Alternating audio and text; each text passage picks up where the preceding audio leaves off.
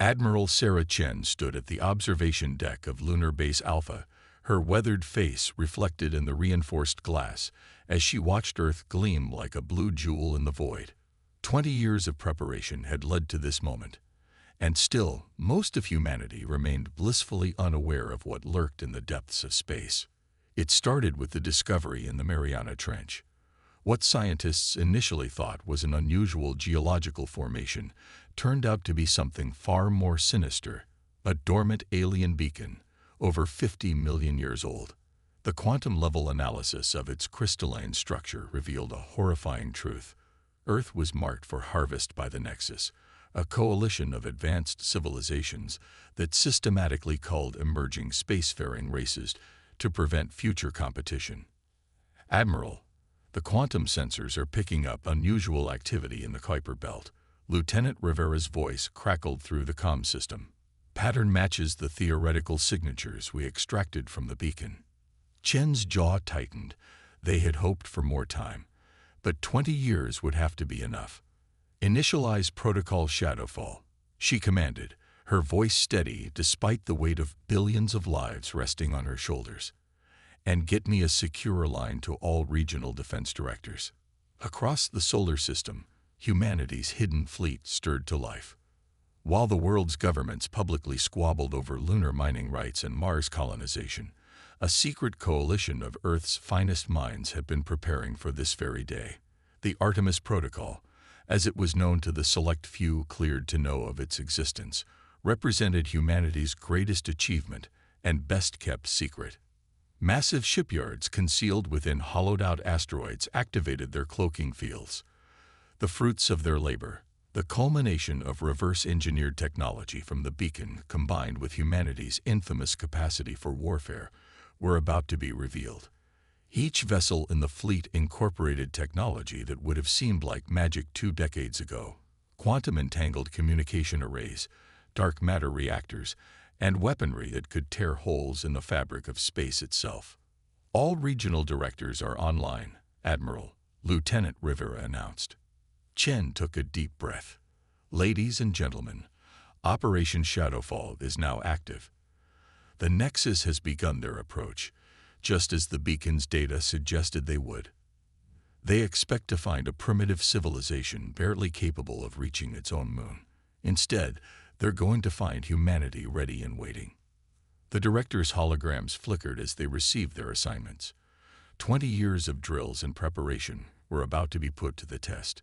Each director commanded a battle group specifically designed to counter the Nexus' predicted tactics, based on the historical data extracted from the beacon. The Nexus believes they're the hunters, Chen continued, her voice carrying the steel of conviction. They've done this thousands of times before, harvesting civilizations they deemed unworthy of joining their coalition. But humanity has something they've never encountered before: forewarning and the stubborn refusal to go quietly into the night. Dr. Yuki Tanaka, the lead scientist who had first decoded the beacon's warnings, spoke up from her position at the quantum computing hub on Mars. Admiral, the latest simulations suggest they'll follow their standard protocol: a demonstration of force followed by demands for submission. They've never failed to subjugate a civilization at our perceived level of development. Chen allowed herself a grim smile. Then let's make history. Initialize the quantum field generators. Launch the drone network. When they arrive, I want every square meter of our solar system under surveillance. Throughout the solar system, enormous quantum field generators hum to life, creating a vast web of interconnected defensive and offensive capabilities. Stealth satellites, invisible to conventional detection methods, moved into position. The drone network, comprised of millions of autonomous units no larger than a coffee cup, spread out in a 3-dimensional grid that would give humanity complete tactical awareness of their home territory. Humanity's fleet remained hidden, each ship a masterpiece of engineering and lethal potential. The Nexus would arrive expecting to find a handful of primitive chemical rockets and crude satellites. Instead, they would face the combined might of a civilization that had spent 2 decades preparing specifically for them. Time to projected contact, Chen asked, watching as status reports flooded her neural interface. 48 hours, 17 minutes. Admiral, Rivera responded. First contact will occur just beyond Neptune's orbit, assuming they maintain their current velocity. Chen nodded, her mind already racing through contingency plans. Initiate final equipment checks. I want every weapon system, every shield generator, every single piece of technology we've developed tested and confirmed operational within the next 12 hours. The waiting game had begun. Humanity had hidden their true capabilities for 20 years, developing in secret while maintaining a convincing facade of normal technological progression. Now that deception was about to pay off in the most spectacular way possible. Send word to all command staff, Chen ordered. Operation Shadowfall begins in 48 hours. The future of our species depends on what happens next. Make sure everyone understands. Failure is not an option. As her orders echoed throughout humanity's hidden military network, Chen returned her gaze to Earth. The Nexus was about to learn a harsh lesson about underestimating humanity. They weren't dealing with just another primitive civilization to be harvested and subjugated. They were about to face a species that had turned paranoia into preparation, fear into fortification, and desperation into determination. Humanity might be younger than their would-be conquerors, but they had something the Nexus had never encountered in all their millennia of harvesting civilizations: the knowledge of what was coming, and the will to do whatever it took to survive. The countdown to humanity's greatest test had begun. Chief Engineer Maya Patel's fingers danced across the holographic interface as she made final adjustments to the Titan-class battleship's dark matter core. The massive vessel, hidden within the asteroid series, represented humanity's greatest technological achievement and their best hope for survival. Core synchronization at 98%, she reported, her voice echoing through the cavernous engineering bay. Quantum fluctuation levels holding steady at nominal ranges. The ship, christened Prometheus, was the flagship of humanity's hidden fleet. At 3 kilometers in length, it housed weapons systems that could crack planets and defensive capabilities that could withstand the fury of a dying star. But its true power lay in its revolutionary dark matter core, technology that shouldn't have been possible for centuries. Dr. Patel, Admiral Chen's hologram materialized beside her workstation. The Nexus fleet has crossed the heliopause. We need Prometheus combat ready in 12 hours. Maya nodded, her expression grim. We'll be ready, Admiral. The neural interface systems are already online, and the quantum entanglement drive is performing beyond specifications. What Maya didn't mention was the price paid for these advancements. 20 years ago, when humanity discovered the beacon's warnings, the world's greatest minds had been secretly recruited to Project Titan. Many had sacrificed everything: families, careers, normal lives, to work in hidden facilities throughout the solar system. The project had pushed the boundaries of human knowledge and capability. The breakthrough came when Dr. James Chen, the Admiral's late husband, successfully decoded the beacon's quantum storage matrix. His discovery cost him his life. The radiation from the process proved fatal, but it gave humanity access to technological concepts thousands of years beyond their current level. Maya moved through the engineering bay, checking systems that merged human innovation with concepts gleaned from the beacon. The quantum entanglement drive allowed for instantaneous travel between any 2 points in space. The dark matter core provided nearly limitless energy. The neural interface systems let crews operate their ships with thought alone. But it was the defensive systems that truly set Prometheus apart. The quantum field generators created overlapping layers of spatial distortion, making the ship virtually invulnerable to conventional weapons. The automated repair systems could rebuild entire sections of the ship in minutes, using swarms of nanobots that operated on the quantum level. All hands, battle stations, the announcement echoed through the ship. This is not a drill. Repeat, all hands to battle stations. Maya felt the ship come alive around her as crews rushed to their positions. The neural interface hummed in the back of her mind, connecting her to every system in engineering. Through it, she could feel the dark matter core's steady pulse, the quantum field's subtle vibrations, the countless systems working in perfect harmony. Engineering. Bridge. Admiral Chen's voice came through the comm. Status report. All systems green. Maya responded, her mind simultaneously monitoring hundreds of diagnostic feeds through her neural interface. Dark matter core stable at 99% efficiency. Quantum fields operating at optimal levels. Weapons systems primed and ready. Throughout the ship, similar reports flooded in. The medical bay, equipped with technology that could heal almost any injury in minutes. The tactical center, with its quantum predictive algorithms that could analyze and counter enemy strategies in real time. The drone control center, coordinating millions of autonomous units throughout the solar system. Incoming transmission from Luna Base. The comm officer announced. The Nexus fleet has been detected passing Saturn's orbit. Current count shows over 300 vessels. Maya watched as tactical displays updated with the enemy fleet's position. The Nexus ships were massive, each one larger than anything humanity had publicly revealed they could build. Under normal circumstances, such a force would be overwhelming. But these weren't normal circumstances. All ships, this is Admiral Chen. The announcement rang through every vessel in humanity's hidden fleet. The moment we've prepared for has arrived. For 20 years, we've worked in secret, pushing the boundaries of what's possible. We've taken alien technology and made it our own. We've prepared for every contingency, planned for every possibility. Maya felt her heart race as she monitored the dark matter core's power levels. Around her, engineering crews moved with practiced precision, each person knowing exactly what needed to be done. The Nexus expects to find a primitive civilization. Chen continued. They expect an easy conquest. Instead, they're going to find humanity at its finest, united, prepared, and ready to fight. They think they're the hunters. We're about to show them how wrong they are. Through the neural interface, Maya could feel Prometheus awakening fully. The quantum fields hummed with power, the weapons systems charged, and the dark matter core pulsed with enough energy to power a small sun. All ships, prepare for emergency quantum jump, Chen ordered. Operation Shadowfall begins in 5 minutes. Remember your training. Remember what we're fighting for.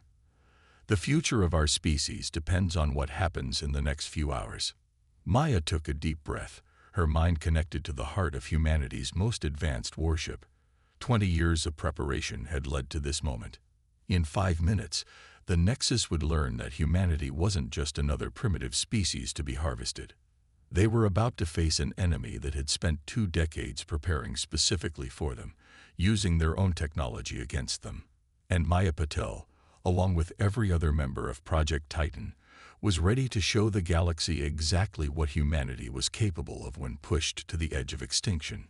Captain Marcus Rodriguez watched the tactical display as the Nexus fleet approached Neptune's orbit. From his position on the bridge of the stealth destroyer Nightshade, he had a perfect view of humanity's trap beginning to unfold. The enemy vessels moved with absolute confidence, completely unaware of the web they were walking into. Quantum Sensor Grid is tracking 327 Nexus vessels, his tactical officer, Lieutenant Sarah Wong, reported. Their formation suggests they're following standard harvest protocol, just as the beacon data predicted. The Nexus fleet was arranged in a perfect geometric pattern, their massive ships gleaming with an otherworldly blue-green energy. Their technology was impressive, but it was also predictable. Centuries of unopposed conquest had made them arrogant. All ships maintained quantum silence. Admiral Chen's orders came through the secure quantum-entangled comm. Let them pass through the first sensor net. Wait for my signal. Rodriguez watched as the massive alien armada crossed the invisible line of humanity's first defensive grid. The Nexus ships were beautiful in a terrifying way. Organic curves blended with crystalline structures, creating vessels that looked more grown than built. Each one dwarfed the largest ships humanity had publicly revealed. "Sir, Wang's voice was tense. "They're launching their harvest beacons. Standard pattern, just like the simulations." The tactical display showed hundreds of smaller objects deploying from the Nexus fleet. These beacons would normally be used to map a primitive civilization's defenses and communication networks. Instead, they were about to trigger humanity's first surprise. Quantum grid detecting energy buildup in their main fleet, Wang reported. "They're charging weapons. All ships, execute Phase 1. Chen's command came through crystal clear. Rodriguez felt a surge of anticipation as humanity's trap was sprung. The quantum sensor grid, invisible to Nexus technology, activated its secondary protocol. Suddenly, every harvest beacon launched by the Nexus fleet found itself caught in a quantum entanglement field. "Beacon capture successful," Wang announced. "Executing Cyber Warfare Package Alpha." This was humanity's first counterpunch, using the Nexus's own beacons to upload a virus created from their own quantum coding language, decoded from the original warning beacon. The effect was instantaneous. The harvest beacons turned from blue-green to angry red, their quantum matrices corrupted by human ingenuity. The Nexus fleet's reaction was immediate. Their perfect formation wavered as they detected the compromise of their forward sensors.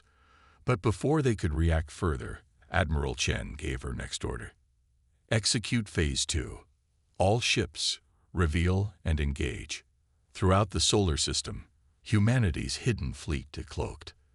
The Prometheus appeared first, its massive form materializing less than a kilometer from the Nexus flagship. Around it, hundreds of human vessels shimmered into existence, their quantum fields dropping just enough to become visible. "This is Admiral Sarah Chen of the United Earth Defense Force," her message broadcast on all frequencies, translated into the Nexus's own language. "You have entered restricted space. Your harvest protocol has been denied." The Nexus response came in the form of energy weapons fire, massive beams of coherent plasma that should have vaporized the Prometheus instantly. Instead, the human flagship's quantum fields bent space itself, redirecting the energy harmlessly into the void. "All ships, weapons free," Chen ordered. "Show them what humanity is capable of." Rodriguez gave the command, and the Nightshade's dark matter cannons opened fire.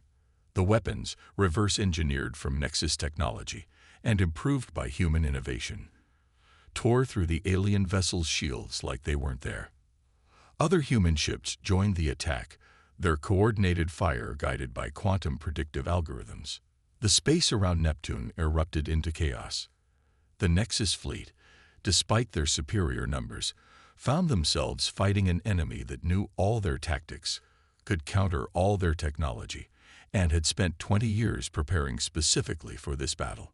Multiple Nexus vessels attempting emergency FTL jumps, Wang reported. "Quantum disruption fields are holding. They're trapped in normal space." This was another human innovation. Technology that prevented the Nexus ships from escaping into faster-than-light travel. The aliens would have to stand and fight, whether they wanted to or not.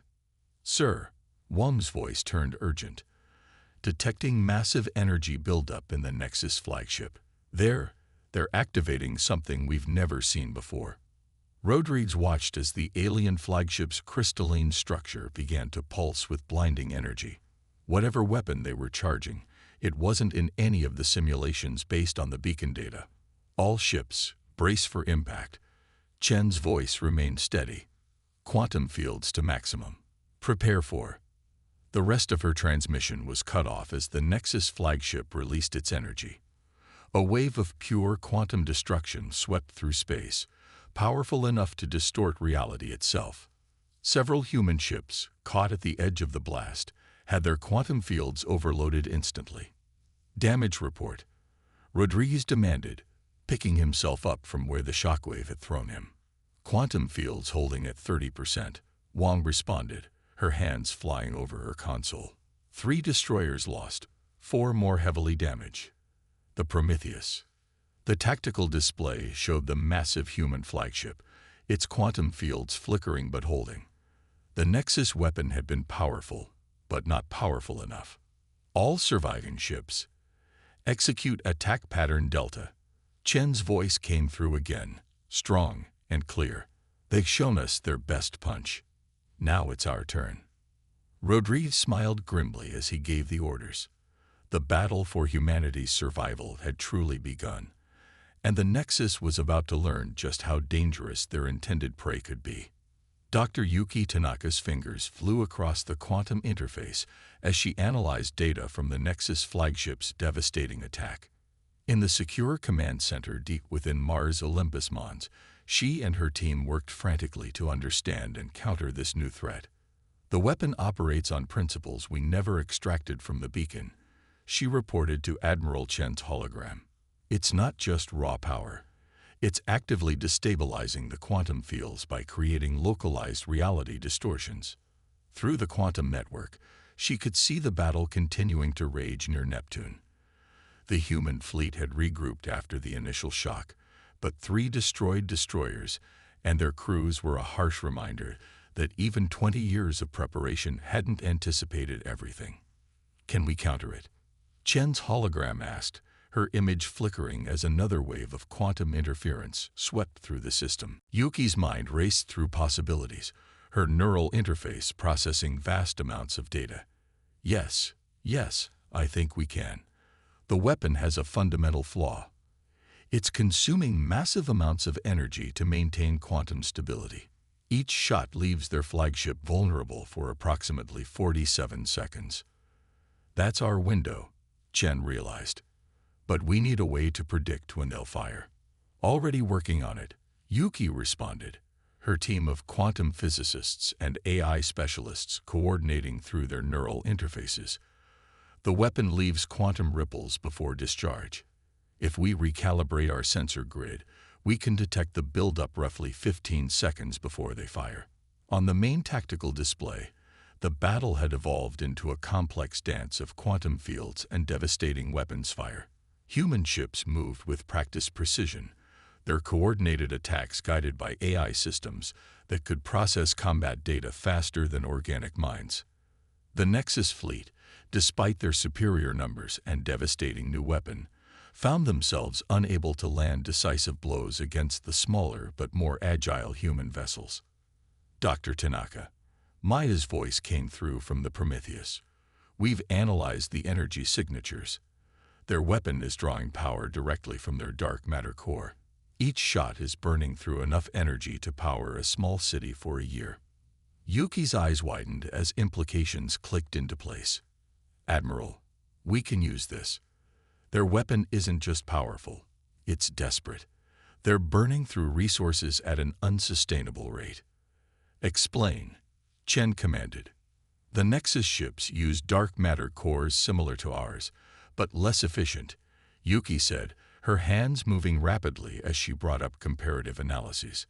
Every shot of that weapon is essentially burning through their fuel reserves. They can't maintain this level of combat for long. Chen's hologram nodded. How long until they're forced to stop? At current usage rates, maybe 3 more shots. After that, they'll have to divert power from other systems just to maintain basic operations. Then we have our strategy, Chen decided. All ships, this is Admiral Chen. Execute Protocol Omega-7. Prepare for synchronized quantum jump on my mark. Yuki watched as the human fleet began to move into new formations. Protocol Omega-7 was one of thousands of battle strategies developed over 2 decades of preparation, designed specifically for fighting an enemy with superior firepower but limited endurance. Quantum sensors detecting energy buildup in Nexus flagship, Maya reported from Prometheus. They're charging for another shot. All ships, execute quantum jump now, Chen ordered. In perfect synchronization, the entire human fleet vanished, only to reappear in a complex 3-dimensional formation around the Nexus Armada. Each ship had jumped to precisely calculated positions, creating overlapping fields of fire while maintaining maximum defensive coverage. Nexus weapon discharge in 10 seconds, Yuki counted down, watching the quantum ripples build. 5, 4, 3. The alien flagship's weapon fired, its reality warping beam cutting through space where human ships had been moments before. For 47 crucial seconds, its dark matter core would be vulnerable. All ships, open fire, Chen commanded. The coordinated attack was beautiful in its precision. Hundreds of human vessels fired simultaneously, their weapons guided by quantum-linked targeting systems. Dark matter beams, plasma torrents, and exotic particle weapons converged on the Nexus flagship from every direction. The alien vessel's defenses, already strained from powering their superweapon, couldn't cope with the concentrated assault. Its quantum fields flickered and failed. Hull plating designed to withstand the forces of FTL travel crumpled under the human onslaught. Direct hits confirmed, Maya reported from Prometheus. Nexus flagship's dark matter core is destabilizing. There. A brilliant flash lit up space as the Nexus flagship's core went critical. The massive vessel disappeared in a cascade of quantum energy, taking several nearby ships with it. The remaining Nexus fleet's perfect formation shattered as their command structure was suddenly decapitated. All ships pressed the advantage, Chen ordered. Don't let them regroup. Execute attack pattern Delta 9. Yuki watched as humanity's fleet moved with renewed purpose, systematically targeting and destroying Nexus vessels. Without their flagship's superweapon to tip the scales, the aliens found themselves outmaneuvered and outfought by an enemy they had grievously underestimated. Admiral, Yuki said, her voice tight with anticipation, I'm detecting quantum fluctuations from multiple Nexus vessels. They're trying something else. The battle wasn't over yet, but humanity had proven one crucial thing. They could take the Nexus's best punch and hit back harder. Now they just had to finish what they started. Admiral Sarah Chen stood in the quantum-shielded conference room aboard the Prometheus, facing the holographic representations of the captured Nexus commanders. The battle had ended 6 hours ago, leaving Neptune's orbit littered with the debris of destroyed ships, both alien and human. Victory had come at a cost, but humanity had survived its greatest test. You were warned about us, Chen said, her voice carrying across the quantum-translated channel. That beacon you left in our ocean. We found it. We decoded it. We spent 20 years preparing for this day. The Nexus commanders, their crystalline forms shimmering in the holographic display, showed signs of what Chen interpreted as distress. The translation matrix caught their response. Impossible. That beacon was not meant to warn. It was meant to mark. Oh, we know exactly what it was meant for, Chen replied. But humanity has a habit of turning threats into opportunities. Your beacon didn't just mark us for harvest. It gave us the keys to your technology, your language, your tactical databases, everything we needed to survive this day. Maya Patel's voice came through the comm. Admiral, you need to see this. We've finished analyzing their complete database from the captured ships. There's something unexpected. Chen maintained her steady gaze on the Nexus commanders as the new data streamed through her neural interface. As she processed the information, her eyes widened slightly, the only external sign of her shock at what she was seeing. You're not the apex predators you pretend to be, she said finally. You're running from something. That's why you harvest developing civilizations. You're building an army of subjugated species to fight your real enemy. The Nexus commander's crystalline forms pulsed with agitation. The Void Hunters come. Their translated response echoed through the room. They consume entire galaxies. We harvest to preserve, to build strength through unity. Your resistance has doomed us all. Dr. Tanaka's hologram appeared in the conference room, her expression urgent. Admiral, I've cross-referenced their data with the quantum probability matrices we developed. They're telling the truth. There's something massive approaching the galaxy. Multiple somethings. The math suggests they'll arrive within 50 years. Chen allowed herself a small smile. Then we have work to do. But this time, we do it differently. She turned back to the Nexus commanders.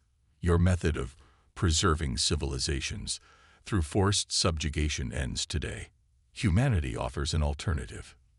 Through her neural interface, Chen broadcast images throughout the captured Nexus ships, demonstrations of human innovation, of how they had taken Nexus technology and improved upon it in ways the aliens had never considered.